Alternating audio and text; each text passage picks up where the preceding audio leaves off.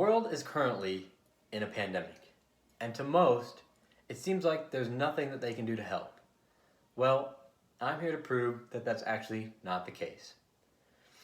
Now, we haven't seen anything like this happen since the year 1918, when the Spanish flu circled the globe. And because we haven't seen anything like this happen since then, this is a very new issue for everyone. It's vital that we stay informed, not only to help ourselves, but also to help others. Now, some people don't understand the importance of the quarantine that we're currently in, and others don't know what to do with themselves while they're stuck at home all day. Now, I have researched multiple credible sources, such as the Center for Disease Control and Johns Hopkins Medicine. Now, let's take a look at exactly what a pandemic is, why we all need to self-isolate, and some fun things that we can do in quarantine to stay busy.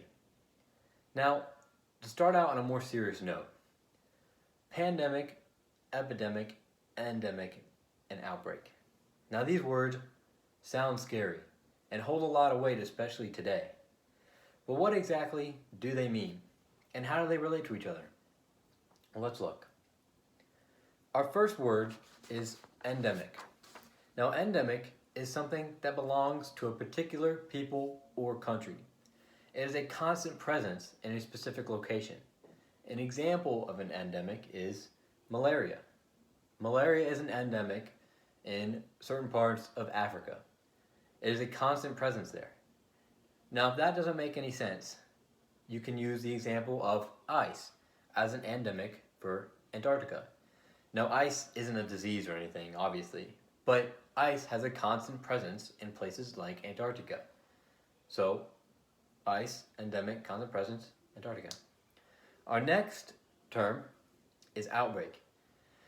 Now, an outbreak is a greater than anticipated number of endemic cases.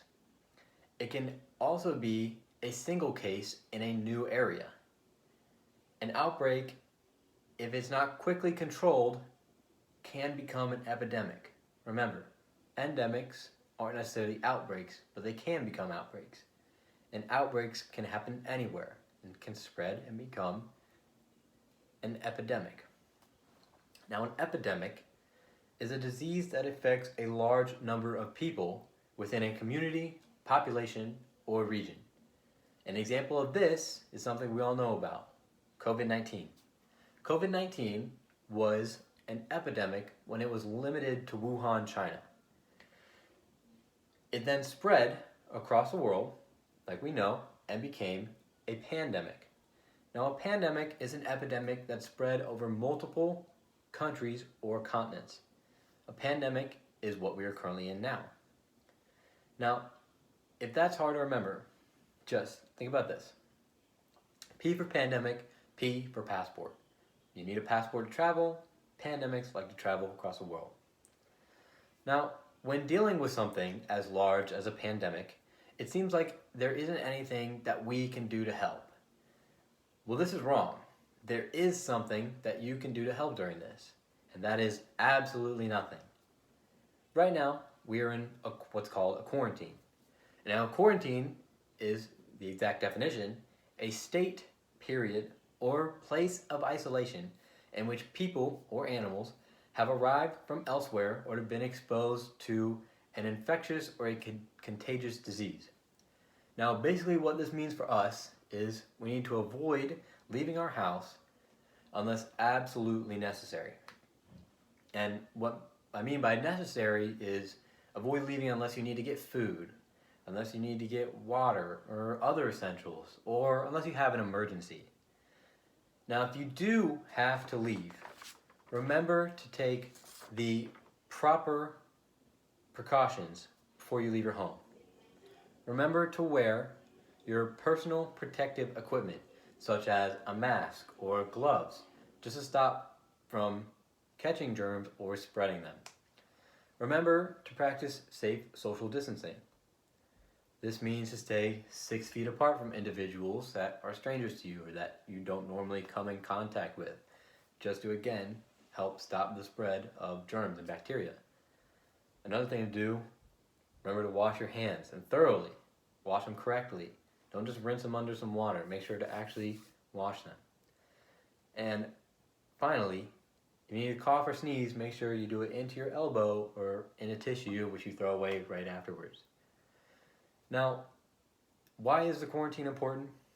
It helps to keep high-risk individuals safe. High risk meaning those that have autoimmune disorders or those that have bad immune systems. It also makes it safer to go out in case people have emergencies. But most importantly, it does something what we call flattening the curve. Now, flattening the curve means that it takes longer for this virus to spread to other people. And the longer the virus takes to spread throughout a population, the more time hospitals have to prepare. This allows hospitals to remain under capacity and give treatment to those who need it. Now, the most important thing you can do to help everyone fighting this virus is stay at home and follow those quarantine guidelines. Now, staying at home and following quarantine guidelines doesn't exactly sound like the most interesting or fun thing in the world to do, but it's very important. Here's a few things that you can do at home to keep yourself busy and have fun. Possibilities are endless, whether in a group or by yourself. You can have a movie marathon, do some arts and crafts, play some video games, read a book, have a fashion show, practice your cooking, have a charades night, have a karaoke night, play some poker with your friends or family, or a treasure hunt maybe. As you can see, there's plenty of things to come up with. These are just 10 things that I came up with off the top of my head. Use your imagination and try to have some fun.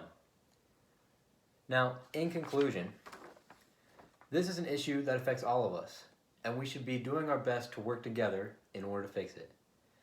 However, if we are more knowledgeable on this topic, maybe we can better appreciate what some of these essential employees are going through, and we can understand the importance of this quarantine.